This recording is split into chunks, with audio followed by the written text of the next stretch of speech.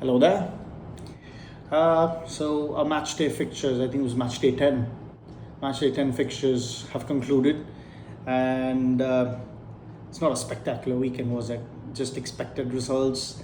Liverpool and Manchester City are back on track. Manchester United have a hard-fought draw. Arsenal just keep on winning. As an Arsenal fan, clean sheet, set-piece goal, Gyökeres scores, Declan Rice masterclass. Couldn't ask for more. Simply magnificent. And yeah, so pretty standard weekend, I can say. Nothing to that's gonna go make you go like, oh, what a result. Nothing of that sort. But anyways, all that for maybe a review for another video. But right now we're gonna cover about something I feel has been bugging me for a while, but I feel there is so much scope for improvement. Like, it didn't affect much this weekend, but you know, at the end of the season, when you review it, I feel like there will be certain eyebrows raised if you take it from that perspective, which is VAR. And the specific part of VAR we're going to talk about today is the aspect of the ball being in play or not. And a certain incident in this weekend just pisses me off. Just pisses me off so much because there's so much uncertainty around it. And considering the real reason that VAR was brought in was to remove all this uncertainty, was to remove all this question marks around decisions. It's ironic.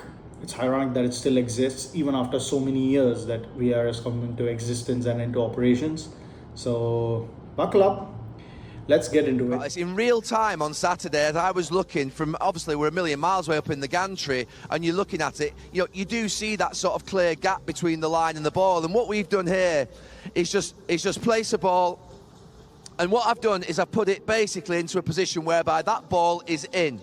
That ball, the edge of the yellow football that we see there, that we use obviously now coming into the winter, is just touching the edge of the white line. So that ball is actually in. So when you see that from here, you think, right, it's not even a debate. But when we actually cut to the different angles that obviously VAR had to look at, and that's the angle that the VAR camera was looking at on Saturday night at that game. And what we're not trying to say here, the ball is in or the ball is out. What we're trying to say is that VAR cannot make a decision to overturn the on-field decision because it's really clear that there's ambiguity. It's an optical illusion. That ball is clearly in. But as we switch to that other angle that the VAR had to look at on Saturday, that's our overhead camera that we don't have the benefit of having over the ball when it went out on Saturday. That's the angle that the VAR official was looking at. And I can understand completely why they couldn't overrule the on-field decision. All right. So what Sky Sports have made a separate segment with Gary Neville for an incident that happened a couple of years ago. It was Joe Linton's winner against Arsenal at St James Park, and as if you're a Premier League fan, you know exactly what I'm talking about. It was all over the news. It was a very controversial decision, but this was a couple of years ago when they said that we had to go with the on-field decision regardless of whether it was in or out. Replays, there's no point because the on-field decision will be staying because VAR cannot make a decision because they don't have the facilities to view whether the ball is in play or not. Do you think that it is very basic to know whether the ball is in play or not? Why is there not a technology like something like how they use for goals? Like you have the watch vibrate whenever the ball goes entirely in through the goal line, letting the referee know that the ball has gone past the goal line. That's eradicated any doubts of a goal has been given or not, or whether a team has been robbed of a goal or whatever that is, which is fantastic. Why can't they do something like that for ball going out of play? Or this was a couple of seasons ago, and that was a very controversial decision because that match cost Arsenal a point. So, I mean, regardless, my opinion here does not matter.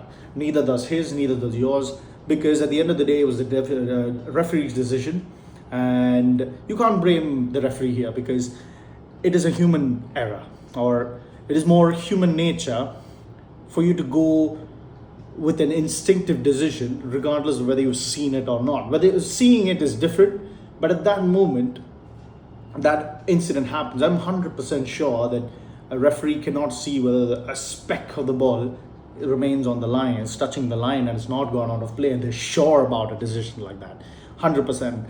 But then again, this is something that VAR has to look into. Are you telling me 2 years after that, Nottingham hosting Manchester United, Casemiro scores from a corner that's wrongfully given because the ball is still touching, according to Mr. Gary Neville right here. His club is involved here, so obviously I want to see no bias. I want him to call it out as it is, which is the ball is in play by his logic from the very video we saw right now. It's touching the line when you see from the angle on top. But are you telling me 2 years after this, as an incident like this happened with Arsenal and Newcastle, VAR does not have a facility that has tried a camera angle like that tried to eradicate any more issues coming in the future? I work in an engineering industry, and we have Kaizen, we have continuous improvement techniques, we have preventive and corrective action. So what is the preventive and corrective action that happened in an incident like this, in a controversy like this? Or how do the PGMOL or the VAR authority go about handling decisions like this or situations like this? Go about okay, when something like this comes up again, this has to be a corrective measure or a preventive measure. Or let's try to avoid such situations in the future, and let's come up with a technology like this. Like me, I'm not even paid to think about stuff like this, but I can come up with immediate solutions for the time being. They may not be the most otherworldly solutions or most logical solutions, but I can think of many things. Pay me $1 million and I can give you solutions of next that's of practical order. And I'm very disappointed because I'm not a United fan, I'm not a Forest fan. This has nothing to do with me. This result does not change anything much in the Premier League. No one cares about where Forest are right now, except Forest fans, of course.